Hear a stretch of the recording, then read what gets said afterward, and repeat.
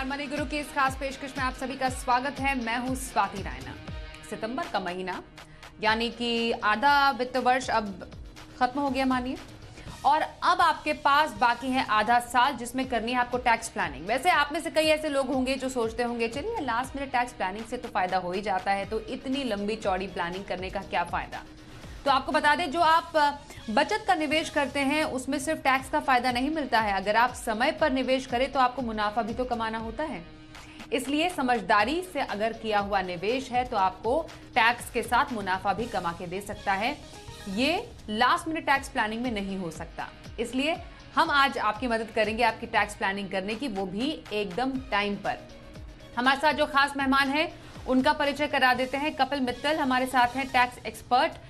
उनसे चर्चा की चलिए करते हैं शुरुआत, और टैक्स की कुछ और उलझनों को भी हम दूर करने की कोशिश करेंगे अपने इस खास शो में। कपिल, आपने बोला टैक्स बचत का जो निवेश होता है उसको लोग काफी ज्यादा लाइटली लेते हैं और सोचते हैं चलिए मार्च तक का टाइम है, डेडलाइन के कुछ देर पहले तक भी अगर निवेश कर दें तो उनको टैक्स बचाने में आसानी तो होगी ही, लेकिन वो शायद इसके लॉन्ग टर्म फायदों के बारे में नहीं सोचते हैं। आलस हो गया या फिर टाइम नहीं है, कोई भी वजह हो सकती है। तो टैक्स बचत का निवेश अभी जो हमारे पास आधा वित्त वर्ष बाकी है उसमें आप क्या सजेशन देंगे लोगों को टैक्स प्लानिंग की, ये मैं आपसे जानना चाहती हूँ। देखिए स्वाति जी, आपने एकदम ठीक कहा कि हमारे यहाँ ना लोग काफ़ी आलसी हैं, तो उन्हें बहुत टाइम लग जाता है ये असरटेन करने में कि उन्हें टैक्स प्लानिंग कब करनी चाहिए। देखिए सबसे अच्छा समय तो है कि हम अपने फाइनेंशियल ईयर के वित्त वर्ष के पहले क्वार्टर में ही अपनी प्लानिंग को कर लें। हम ये पता लगा लें कि हमारी कितनी इनकम होने वाली है, कौन कौन से सोर्सेज से, कौन कौन से हेड से हमें इनकम होने वाली है। जैसे अगर हम इनकम की बात करें तो एक हमारी सैलरी इनकम हो गई, या हमारी बिजनेस या प्रोफेशनल इनकम हो गई, अदर सोर्सेज की इनकम हो गई, हाउस प्रॉपर्टी की इनकम हो गई। तो ये बहुत इंपॉर्टेंट है कि आप साल के शुरुआत में या जब भी आप जागरूक हो जाते हैं इसके ऊपर, तो अपना सबसे पहले एक आकलन करें कि आपको पूरे साल में इनकम होनी कितने वाली है। इसमें बहुत ज़रूरी है कि आप ये भी ध्यान रखें कि अगर आपने कोई शेयर्स ले रखे हैं तो वहाँ से आपको डिविडेंड इनकम भी आ सकती है या फिर कैपिटल गेन भी हो सकता है। तो बहुत सारी बारीकियों को ध्यान में रखते हुए आपको अपनी इनकम का अनुमान लगाना है सबसे पहले कि आपको कितनी इनकम होने वाली है। उस इनकम के ऊपर ही डिपेंड करेगा कि आपको किस किस तरह की प्लानिंग करने की ज़रूरत है, आवश्यकता है। बहुत बेसिक सी जो प्लानिंग सभी लोग करते हैं कि हमने LIC ले ली, 80C में जो हमें 1.5 लाख का डिडक्शन मिलता है, वहाँ पे बहुत सारे ऑप्शंस वो ढूंढ लेते हैं, जहाँ पे LIC लेना एक बहुत अच्छा विकल्प है। साथ ही साथ ऐसी इन्वेस्टमेंट भी आप देख सकते हैं जहाँ पर आप टैक्स सेविंग का बेनिफिट भी लेंगे, प्लस आप कुछ कमा भी सकते हैं, जिसमें कि यूलिप और आपका FDs होती हैं टैक्स सेविंग की, उसमें आप जा सकते हैं। आप ELSS स्कीम में जा सकते हैं, आप NPS में जा सकते हैं। ऐसी बहुत सारी स्कीम्स हैं जहाँ पर आप जा सकते हैं और आप बेनिफिट ले सकते हैं। बट उन सबको मिला के आपको जो बेनिफिट मिलेगा वो 1.5 लाख रुपए का डिडक्शन आपको मिलेगा अंडर सेक्शन 80C। इसी तरह से अगर आप कोई हाउसिंग इनकम आपके पास आ रही है तो वहाँ पे आप प्लान कर सकते हैं, आप होम लोन ले सकते हैं, और बहुत सारे ऑप्शंस हैं। तो एक एक करके हम इन पे बात करते हैं। सबसे पहले मैं आपको ब्रीफ करता हूँ इसमें कि अगर आप एक सैलरीड एम्प्लॉई हैं तो कौन कौन से बेनिफिट आप ले सकते हैं। आप अपना EPF का बेनिफिट ले सकते हैं, आप HRA का डिडक्शन ले सकते हैं, आपके पास एक 50,000 की स्टैंडर्ड डिडक्शन आपको मिलती है। इसके अलावा अगर हम बात करें तो अगर आप नॉर्मल इंडिविजुअल हैं जो कि सैलरी इनकम नहीं है और आपकी कोई भी सोर्सेज की इनकम है, तो वहाँ पे आपको बहुत अच्छी कुछ डिडक्शंस हैं। जैसे कि अगर आपको HRA नहीं मिल रहा है तब भी आप चाहे तो 5,000 रुपये महीना का एक डिडक्शन क्लेम कर सकते हैं जो इनकम टैक्स में आपको दिया गया है। उस डिडक्शन के अंदर वो कंपेंसेट करता है बेसिकली आपको कि अगर आप एक इंडिविजुअल हैं और आपको HRA का कोई भी अमाउंट नहीं मिल रहा है आपकी सैलरी में या फिर आपकी अदर इनकम्स में, तो आप ये डिडक्शन क्लेम कर सकते हैं। ये बहुत ही अच्छा डिडक्शन है जिसके लिए कोई प्रूफ नहीं देना पड़ता। आपको 5,000 रुपये महीना के हिसाब से साल के 60,000 रुपये आप इसमें क्लेम कर सकते हैं। इसके अलावा अब जैसे हमने बात करी, स्वाति जी आपने बताया कि हम इन्वेस्टमेंट इस तरह से करें कि हमारी टैक्स सेविंग भी हो जाए और हमें फ्यूचर में भी बेनिफिट मिले।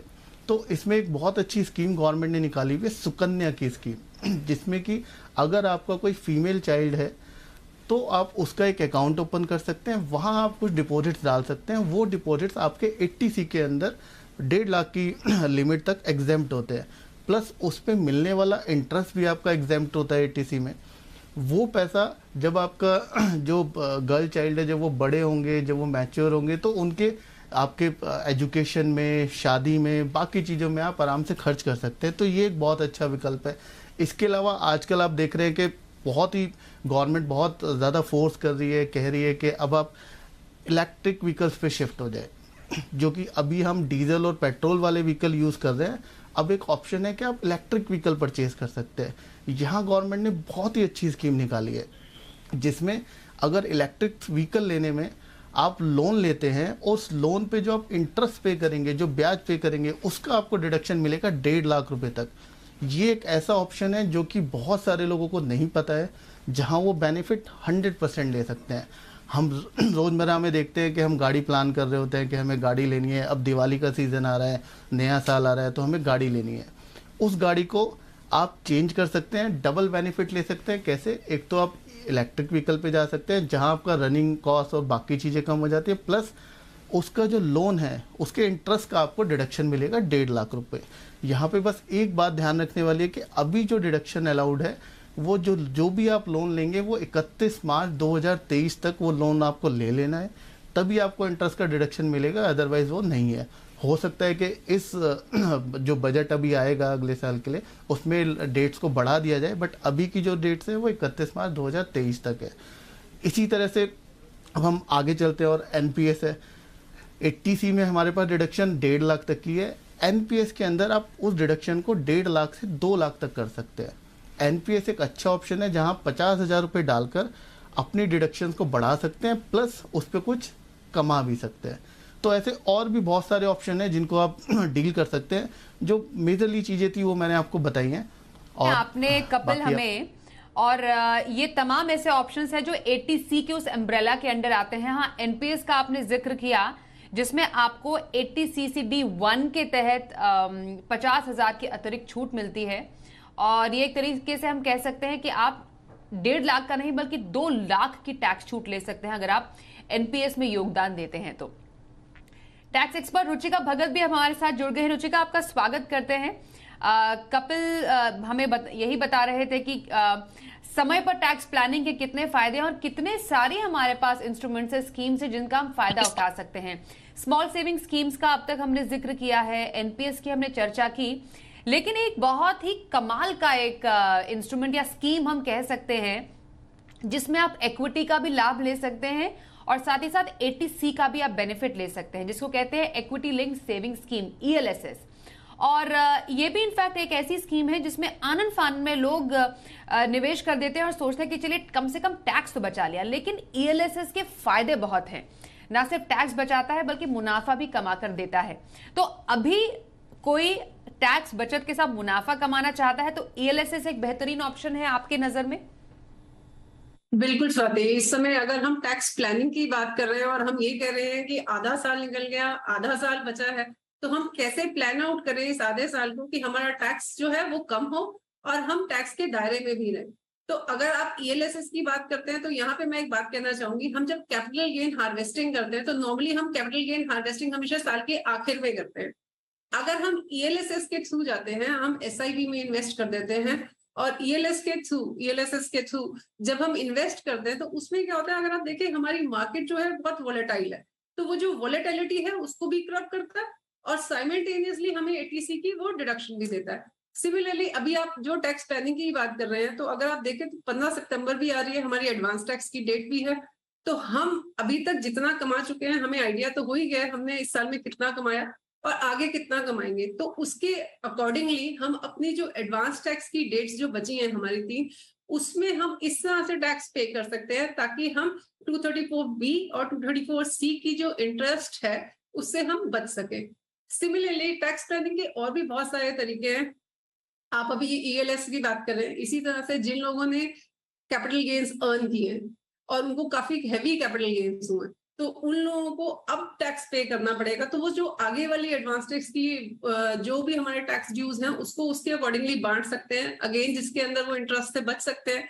सिमिलरली काफी लोग ऐसे होंगे जिनकी सैलरी में हाइक हुआ होगा इस साल, या फिर उनकी रेंट की जो है रिसिप्ट जो है वो चेंज हुई होगी, उन्होंने रेंट अब ज्यादा दे रहे होंगे, या फिर हाउस रेंट अलाउंस उनको ज्यादा मिल रहा होगा, तो उनको नई रेंट रिसिप्ट भी अपने एम्प्लॉयर को देनी पड़ेगी, जिससे वो नए तरीके से टैक्स कंप्यूट करेंगे, नए तरीके से टीडीएस काटेंगे, ताकि उसकी tax liability at the end of the year ज्यादा ना बने। तो ऐसे बहुत सारे तरीके हैं जिससे हम टैक्स प्लानिंग कर सकते हैं, बचे हुए साल को देख सकते हैं। हम साल के आखिर में हमेशा 31 मार्च को नॉर्मली भागते हैं और देखते हैं एलआईसी में इन्वेस्ट करें, कहाँ इन्वेस्ट करें कि हमें टैक्स बेनिफिट हो। तो आपने ये जो तरीका बताया एसआईपी का, एक ये तरीका अच्छा है जिसमें इंस्टॉलमेंट में पैसा जाता है, एटीसी का बेनिफिट भी ले रहे हैं, और मार्केट को भी हम जो वॉलेटिलिटी है उसकी उसको क्रब कर रहे हैं। इसके साथ साथ हम अभी इसके अंदर ऐसी इन्वेस्टमेंट्स को ढूंढ सकते हैं एटीसी में, जिसके अंदर ये जो 7 महीने है इसका इंटरेस्ट भी हम कमाएं और अल्टीमेटली एटीसी का बेनिफिट भी उठाएं।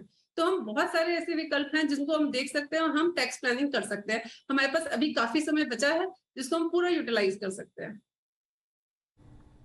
बिल्कुल, तो तभी यही हमारा मकसद था कि आपको एक रिमाइंडर दे दें कि अपनी टैक्स प्लानिंग की शुरुआत कर लीजिए। अगर नहीं की है शुरुआत, क्यों मार्च तक का इंतजार करना है, या क्यों जनवरी में एकदम आनन फानन में टैक्स प्लानिंग करना। थोड़ा सा इत्मीनान से करेंगे तो आपको टैक्स बचत के साथ मुनाफा भी कमाने को मिल सकता है। यहाँ पर क्योंकि हम अलग अलग आय पर टैक्स की बात कर रहे हैं, सैलरी पर जो हमें सैलरी मिलती है उस पर टैक्स कटता है, हाउस प्रॉपर्टी से आय, बिजनेस या प्रोफेशन से आय, कैपिटल गेन से आय, ये तमाम टैक्स के दायरे में आती है। और अन्य स्रोत से आय भी है जो कि उन ऊपर के 4 के जो आय है जिसमें नहीं आता, वो अन्य स्रोत से आय में आता है। मैं अब अन्य स्रोत से आय में कौन कौन से टाइप ऑफ इनकम आती है वो थोड़ा सा क्लैरिटी अब लेना चाहूंगी। कपिल, जब हम अन्य स्रोत से आय की बात करते हैं तो इसको क्लासिफाई कैसे करें? क्योंकि हमारे हाथ में एक तो सैलरी आती है, फिर हाउस जैसे मैंने बताया, फिर या तो कैपिटल गेन से आय है, या फिर बिजनेस प्रोफेशन से हमें आय मिलती है। अन्य स्रोत से आय में क्या क्या आएगा? देखिए, अगर मैं एक इंडिविजुअल के प्रोस्पेक्ट से बात करें तो अन्य सोर्स में 2-4 मेजर हेड है जो आपके अन्य सोर्स के अंदर आ सकते हैं, जिसमें से सबसे ज़्यादा जो मेजर हेड है, जब भी आप कोई शेयर्स परचेज कर रहे हैं और उन शेयर्स पे जो आपको डिविडेंड मिल रहा है वो आपकी अन्य सोर्स की आय में आएगा। तो बहुत इंपॉर्टेंट है ये आपको ध्यान रखना कि पूरे साल में जितना भी डिविडेंड आपको मिल रहा है वो आपको अन्य सोर्स में टैक्स होगा। जनरली कई बार जो सैलरीड एम्प्लॉई हैं या फिर जो नॉर्मल इंडिविजुअल हैं वो भूल जाते हैं कि अपनी आय का आकलन करते वक्त उस पर एडवांस टैक्स निकालते वक्त कि उसमें उनको डिविडेंड भी इंक्लूड करना है। तो एक वो बहुत इंपॉर्टेंट है। इसके अलावा अगर हम बात करें कि अन्य सोर्स में अगर आपको कोई गिफ्ट मिला है नॉन रिलेटिव से और वो उसकी वैल्यू 50,000 से ऊपर है, अगर आपको मतलब अदरवाइज अगर हम देखेंगे तो आपको शादी पे मिलने वाला गिफ्ट एग्जेम्प्ट होता है और रिलेटिव से मिलने वाला एग्जेम्प्ट होता है, लेकिन कई बार आपको आपका एम्प्लॉयर भी गिफ्ट करता है जिसकी कॉस्ट 50,000 से ऊपर हो जाती है, तो वो आपकी इनकम में ऐड होता है और उस पर आपको टैक्स पे करना पड़ता है। वो आपकी अदर सोर्सेज की इनकम में आ सकता है। प्लस जैसे आजकल एक बहुत हॉट टॉपिक चल रहा है क्रिप्टो करेंसीज, तो क्रिप्टो करेंसीज में आजकल हर एक इंडिविजुअल हम देखते हैं हर दूसरा इंडिविजुअल लगा हुआ है क्रिप्टो करेंसी से प्रॉफिट बनाने में कोशिश कर रहा है। तो वो बहुत इंपॉर्टेंट है कि क्रिप्टो करेंसीज में आपने पूरे साल में कोई भी अगर प्रॉफिट लिया है तो वो जो प्रॉफिट है आपका वो आपकी अदर सोर्सेज की इनकम में ऐड होगा और वहाँ पर आपको टैक्स भी बहुत हैवी लगता है। क्रिप्टो करेंसीज के ऊपर जो भी आपको कैपिटल गेन होता है उस पर आपको 30% टैक्स देना पड़ता है। तो वो बहुत ज़रूरी है कि आप ध्यान रखें कि अगर पूरे साल में आपने कोई भी क्रिप्टो करेंसी में डील किया है या उसको ख़रीदा है या बेचा है जिससे आपको प्रॉफिट हुआ है तो वहाँ आपको 30% टैक्स देना पड़ेगा। यहाँ प्लानिंग बहुत इंपॉर्टेंट है क्योंकि अभी एक नया लॉ आया है, नया रूल्स बने हैं क्रिप्टो करेंसीज को लेके, जिसमें कहा गया है कि अगर आपने कोई एक्स क्रिप्टो करेंसी परचेज करके सेल करी है उससे आपको गेन हुआ है और आपने कोई वाई क्रिप्टो करेंसी भी खरीदी थी जिसमें आपको लॉस हुआ है, वो आपस में सेट ऑफ नहीं होगा। प्लस आपको 30% टैक्स पे करना पड़ेगा। आपकी जो परचेज कॉस्ट है उसका आप इंडेक्सेशन भी नहीं कर सकते हैं। तो वो बहुत इंपॉर्टेंट है कि आप ध्यान रखें कि जो क्रिप्टो करेंसी से होने वाला आपको गेन है वो आपकी अदर सोर्सेज में जाएगा। इसके अलावा जो हम देखते हैं फैमिली पेंशन, एक अब बहुत सारे एम्प्लॉयज़ हैं, गवर्नमेंट एम्प्लॉयज़ हैं या फिर नॉर्मल एम्प्लॉयज़ हैं जिनको पेंशन्स मिल रहा है, या आपने कोई स्कीम ले रखी थी जिसमें आपको पेंशन मिल रहा है, वो पेंशन आपकी अदर सोर्सेज में टैक्स होती है। उसमें आपको डिडक्शन मिलती है 1/3 की जो भी आपको पेंशन रिसीव हो रही है, बट वो लिमिट कर दी जाती है 15,000 रुपये, सिर्फ 15,000 रुपये तक। तो ये कुछ एक एरियाज है जहाँ पर आपको ध्यान रखना है कि ये अदर सोर्सेज की इनकम है जो हम जनरली अपने दिमाग से भूल जाते हैं, निकाल देते हैं कि ये इनकम भी हमें होने वाली है और हमारी बिल्कुल इनकम आपने में टैक्स सही कहा कपिल। हम कर रहे हैं आपकी टैक्स प्लानिंग में मदद। हमारे साथ दो खास टैक्स एक्सपर्ट्स हैं, रुचिका भगत और कपिल मित्तल। रुचिका, क्योंकि अभी कुछ देर पहले कपिल बात कर रहे थे क्रिप्टो पर टैक्स की, बहुत ज्यादा, जैसे उन्होंने भी कहा कि काफी ज्यादा हॉट टॉपिक रहा और इस साल बजट से तो उस पर टैक्स भी लगा दिया गया, वो इनकम फ्रॉम अदर सोर्सेज में माना जाता है। पर उसके अलावा भी काफी एंटिसिपेटरी जो गेम्स हैं, जैसे गेमिंग हो गई, हॉर्स रेसिंग हो गई, लॉटरी हो गई, इससे जो पैसा आता है क्या वो भी इनकम फ्रॉम अदर सोर्सेज में ही गिना जाएगा? बिल्कुल स्वाति, यह जानना बहुत जरूरी है कि अदर सोर्सेज में कौन कौन सी इनकम टैक्सेबल होती है। तो हमारे इनकम टैक्स में बेसिकली 5 हेड है। पहला हमारा सैलरी है, तो जो भी सैलरी क्लास एम्प्लॉयज है अपना वो टैक्स जो है वो सैलरी के हेड में पे करते हैं। दूसरा इनकम फ्रॉम हाउस प्रॉपर्टी है। अगर आप मकान किराए पे दे रहे हैं तो किराया इनकम फ्रॉम हाउस प्रॉपर्टी के हेड में टैक्सेबल होगा। यहाँ पे एक कैच है, अगर आपने आगे उसको किराएदार ने उसको आगे सबलीज कर दिया तो उस केस में किराएदार के हाथ में अब जो किराया आएगा वो इनकम फ्रॉम अदर सोर्सेज में आएगा। माने मकान मालिक अगर किराया लेता है तो हाउस प्रॉपर्टी है, किराएदार उसको आगे सबलेट कर देता है तो उसके हाथ में वो इनकम फ्रॉम अदर सोर्सेज है। नेक्स्ट हेड हमारा है profit and gains from business profession. जब भी आप बिजनेस करते हैं, प्रोफेशन करते हैं, तो इस हेड के अंदर टैक्सेबल है। नेक्स्ट हमारा कैपिटल गेन्स है। जब भी आप कोई एसेट बेचते हैं तो जो भी प्रॉफिट होगा वो कैपिटल गेन्स के अंदर आएगा। अब इन सब से हटके अगर आपके पास कोई इनकम है तो वो सारी अदर सोर्सेज में आएगी। जब मैं इस इनकम की बात करती हूँ तो गिफ्ट तो हमने डिस्कस किया ही है, गिफ्ट जो होगा वो अदर सोर्सेज के अंदर आता है और हमारा गिफ्ट जो है वो 50,000 रुपए तक का माफ है। क्रिप्टो करेंसी अगेन जो हमारा हॉट टॉपिक है। इसके साथ साथ अगर आप लॉटरी है, कार्ड गेम्स है, हॉर्स रेस है, आप कुछ भी ये सब खेलते हैं और जीतते हैं तो जो भी विनिंग अमाउंट है वो हमारा इनकम फ्रॉम अदर सोर्सेज में आता है। उसके अंदर फ्लैट 30% टैक्स लगता है। माने crypto currency, horse race, card games, आपका जो भी इस तरह की गैम्बलिंग से रिलेटेड जो भी आपकी इनकम है वो सारी अदर सोर्सेज में आती है और 30% फ्लैट इसके ऊपर टैक्स रेट है। इसमें से कोई डिडक्शन आपको अलाउड नहीं होती। सिर्फ क्रिप्टो करेंसी के अंदर उन्होंने एक बेनिफिट दिया है कि जो कॉस्ट है उसकी क्रिप्टो की वही माइनस कर सकते हैं, बाकी सब में कोई खर्चा अलाउड नहीं है। जितनी इनकम है सीधा 30% टैक्स देंगे, लॉस सेट ऑफ नहीं कर पाएंगे, एक दूसरे के हेड अंदर से भी हेड में भी से भी लॉस सेट ऑफ नहीं कर सकते। इसके अलावा अगर हम देखें, जब मैं मकान किराए पे दे रही थी तो वो हाउस प्रॉपर्टी में टैक्सेबल था। अगर मैं जमीन किराए पे देती हूँ तो वो मेरा इनकम फ्रॉम अदर सोर्सेज में आता है। तो ऐसी काफी सारी इनकम जो है जो हमारी ऊपर 4 हेड में नहीं आती है वो सारी इनकम फ्रॉम अदर सोर्सेज में आती है। जैसे हमारा डिविडेंड इनकम है, हमारा बिल्कुल राइट। और मैं कपिल के पास जाती हूँ। रुचिका का कुछ सिग्नल में प्रॉब्लम हुआ, पर बात उन्होंने ऑलमोस्ट पूरी कर ली थी कि कौन कौन सी आय टैक्स के दायरे में आती है इनकम फ्रॉम अदर सोर्सेज के तहत। वेरी क्विकली, कौन सी आय टैक्स फ्री है? क्योंकि कई ऐसे इनकम्स है जिसमें कोई टैक्स नहीं लगता, उसमें से कुछ का अगर आप जिक्र करें कपिल। देखिए, अगर हम एग्जेम्प्ट इनकम की बात करें जिस पे कोई टैक्स नहीं लगता तो सबसे पहले हमारे दिमाग में आता है एग्रीकल्चर इनकम, कि हमारी एग्रीकल्चर इनकम जो है, जो हम कृषि से हमारी जो आय होती है उस पर कोई टैक्स नहीं लगता। कुछ एक्सेप्शन है बट मेजरली हम समझ सकते हैं कि उस पर कोई टैक्स नहीं लगता। इसके अलावा कुछ हमारे टैक्स सेविंग सर्टिफिकेट्स होते हैं जिनके ऊपर जो हमें इंटरेस्ट मिलता है उस पर हमें कोई टैक्स नहीं लगता। आपने देखा होगा प्रोविडेंट फंड के अंदर, एम्प्लॉय प्रोविडेंट फंड में या पब्लिक प्रोविडेंट फंड में बहुत सारे लोग पैसा जमा कराते हैं। उस पे मिलने वाला इंटरेस्ट 1.5 लाख तक जो आपने डिपॉजिट कराया है, उस 1.5 लाख तक के डिपॉजिट पे जो इंटरेस्ट आपको मिलेगा वो आपकी इनकम में एग्जेम्प्ट होता है। तो इसी तरह से कुछ छोटी छोटी इनकम्स उसमें दी गई हैं। LIC वाला जो आपको पैसा रिसीव्ड होता है मैच्योरिटी पे, वो आपके उसमें एग्जेम्प्ट होता है। तो इस तरह की कुछ इनकम्स हैं जिनका बेनिफिट दिया गया है, जहाँ पर आपको एग्जाम्पशन मिलेगी, जिसमें जनरली हम देखते हैं एनपीएस हो गया, ईएलएसएस हो गया, या इन सब चीज़ों पे आपको एग्जाम्पशन मिलेगी। ओके अब ये जानना जरूरी है उन लोगों के लिए रुचिका जिनका रिफंड अब तक नहीं आया है या पे उन्होंने चेक नहीं किया है, क्योंकि अभी बस हाल ही में आईटी विभाग ने आंकड़े भी जारी किए कि कितने रिटर्न किए गए, भरे गए और कितना रिफंड दिया गया है।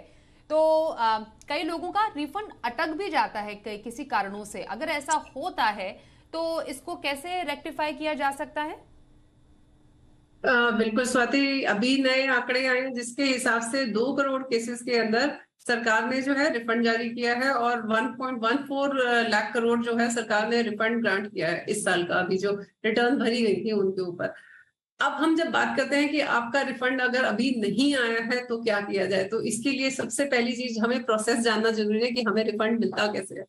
हम पहले जैसे ही रिटर्न फाइल करते हैं हमारी रिटर्न वेरीफाई होती है, हमारी रिटर्न वेरीफाई होने के बाद हमारी रिटर्न जो है वो प्रोसेस होती है। तो अगर जब रिटर्न प्रोसेस हो जाती है, हमें 143(1) का, अगर 100 रुपए से ऊपर का रिफंड है, हमें एक मैसेज आता है ऑटोमेटिक कि आपका इतना रिफंड है और उसके ऊपर इतना, रिफंड के ऊपर इतना इंटरेस्ट है। आपका जब मैसेज आता है उसके 8 से 10 दिन के अंदर अंदर आपका जो रिफंड है वो आपको मिल जाता है, आपके अकाउंट में क्रेडिट हो जाता है। अगर आपको ये रिटर्न प्रोसेस हो गई है मगर आपके अकाउंट में अभी तक रिफंड क्रेडिट नहीं हुआ है, तो ये जानना जरूरी है कि ये रिफंड आपको क्रेडिट क्यों नहीं हुआ। मे बी ऐसा हो सकता है कि जो आपने बैंक अकाउंट अपना दिया था पोर्टल पे वो प्री वैलिडेट नहीं हुआ है, तो सबसे पहले आप अपना बैंक अकाउंट जो है वो प्री वैलिडेट कराएंगे। या फिर ऐसा भी हो सकता है कि आपने अपना बैंक अकाउंट जो प्री वैलिडेट करा रखा है वह बैंक अकाउंट चेंज हो गया है, वो अकाउंट बंद हो चुका है या उसमें कुछ और चेंजेस हैं। तो इसके लिए आपको अकाउंट इनकम टैक्स पोर्टल पे जाके फिर दोबारा अपना बैंक अकाउंट रीवैलिडेट कराना पड़ेगा, तभी आपको ये रिफंड आएगा।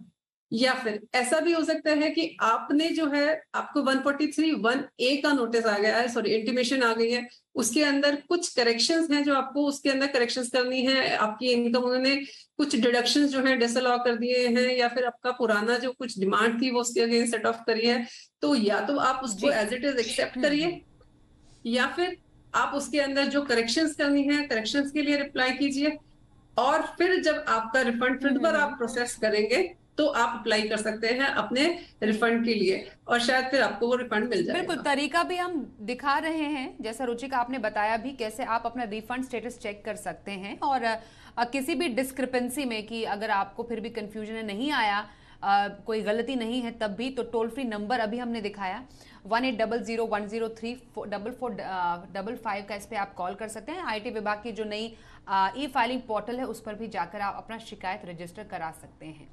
बहुत धन्यवाद करेंगे रुचिका भगत आपका और साथ ही कपिल मित्तल आपका भी हमारे साथ बहुत सारी टैक्स उलझनों को दूर करने के लिए और लोगों की टैक्स प्लानिंग में मदद करने के लिए।